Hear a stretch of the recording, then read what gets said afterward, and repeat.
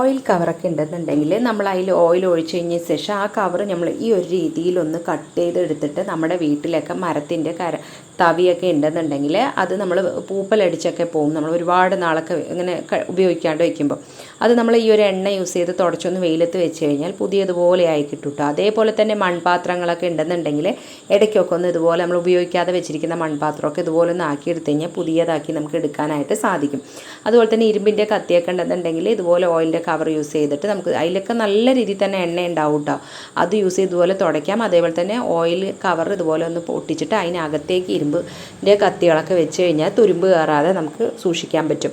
അതുപോലെ തന്നെ മരത്തിൻ്റെ വാതിലിൽ വിജാഗിരിയിലും ജനലിൻ്റെ വിജാഗിരിയിലൊക്കെ നമ്മൾ ഇതുപോലെ കവർ പൊടിച്ചിട്ടുള്ള എണ്ണ അപ്ലൈ ചെയ്യണമെന്നുണ്ടെങ്കിൽ നമുക്ക് ഈ മഴക്കാലത്തൊക്കെ ടൈറ്റ് ആവുന്ന വാതിലും ജനലൊക്കെ അടയ്ക്കാൻ ടൈറ്റ് ആവുന്നത് ഒഴിവാക്കാനായിട്ട് സാധിക്കും.